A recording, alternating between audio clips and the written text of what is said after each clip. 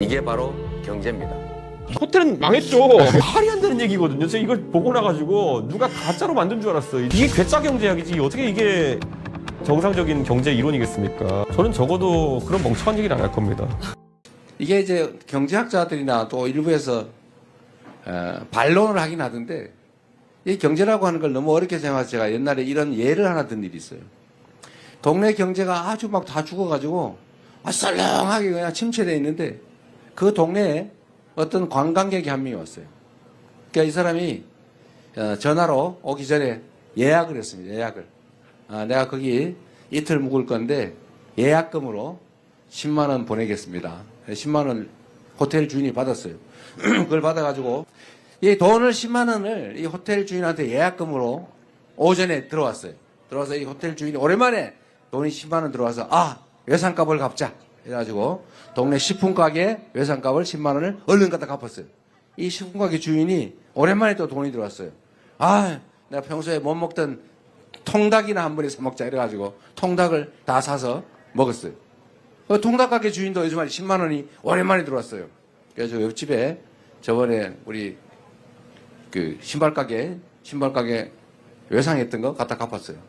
신발 가게 주인도 10만 원 받아가지고 드디어 돈이 들어왔구나. 그래서 우리 배고픈데 빵이나 사 먹자. 이래 빵을 잔뜩 샀어요. 빵 가게 주인이 전에 호텔에 가서 외상으로 호텔값 못 줬던 거 10만 원 줬습니다. 그런데 좀 이따가 이 여행객이 우리 여행 일정이 바뀌었어요. 미안합니다. 그 돈 돌려주세요.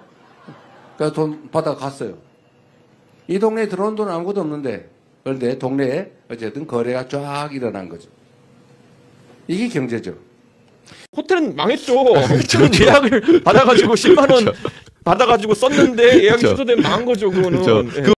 돈 한 푼 안 들이고 경제를 살리는 법 뭐 이런 거 막 그림 뿌리거든요. 일종의 그 내수 경제. 무한동력 같은 거 하겠다는 건데 그게 뭐냐면 그냥 그림이 아니 그런 것도 아니야. 그림이 간단해. 뭐 호텔을 10만 원 주고 예약해가지고 그죠. 이 10만 원으로 뭐 침대를 사고 뭘 사고 한 다음에 그러면은 나중에 호텔 예약을 취소하면은 돈은 하나도 들어간 게 없는데 경제는 살아났습니다. 이게 뭐 이재명 경제라는 식으로 얘기했는데 정확하게 이렇게 호텔은 망했죠. 저는 예약을 받아가지고 10만 원 받아가지고 썼는데 예약이 취소되면 망한 거죠. 그거는. 예. 그 호텔에 어음은 누가 줍니까? 그러니까 이게 말이 된다고 생각해서 돌리는 건지 모르겠는데 그러니까 이게 저는 너무 어이가 없어가지고. 그냥 이재명 대표는 확신범입니까? 아니면 일부러 이런다고 봅니까? 어떻게 보세요? 그러니까 지역 앞에도 뭐 그런 경제적 논리 알고 이런다? 모르고 이런다? 저는 이제 이재명 대표도 정치적 원숙기에 들어갔기 때문에 여기서 새로운 걸 꺼내가지고 내가 이거를 계속 국민들을 설득하기엔 시간이 없는 거예요. 단판 승부에서 해야 되는 거고 부르던 노래 그냥 계속 마지막 곡 부르고 간다 이런 느낌인 거거든요. 근데 이 노래가 이미 좀 이상한 노래가 돼버렸어요. 그러니까 원래 보통 경제정책 할 때는 그 물가냐 아니면은 경기냐, 물가냐 실업이냐 몇 가지 이제 그 동시에 잡기 어려운 목표일 수도 있어요. 그렇죠.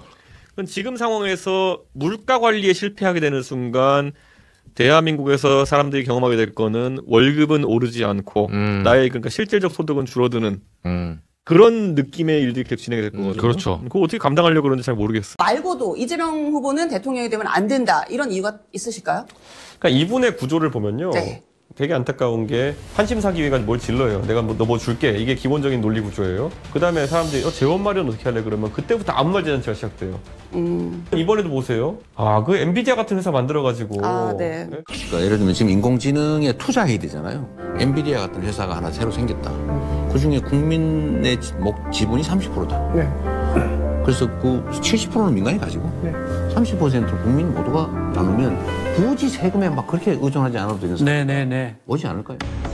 이게 괴짜 경제학이지 어떻게 이게 정상적인 경제 이론이겠습니까? 거기다 뭐 돈이 돌면 경제가 돈다 이런 거 얘기하기 위해 가지고 호텔 경제론이라는 것도 만들어요.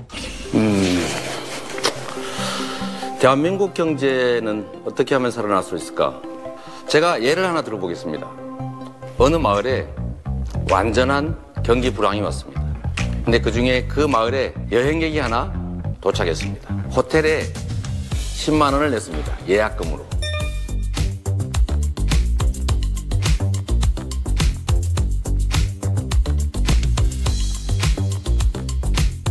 그래서 결국 이 마을에는 들어온 돈은 없습니다. 그런데 무려 4곳의 가게에 매출이 생겼습니다. 10만 원씩에. 이게 바로 경제입니다.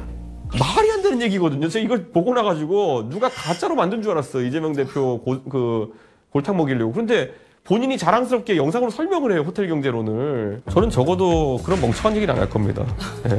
이준석이 뭐 여러 가지 얘기를 들어도 네. 적어도 이준석이 멍청하다 소리는 잘 안 듣거든요.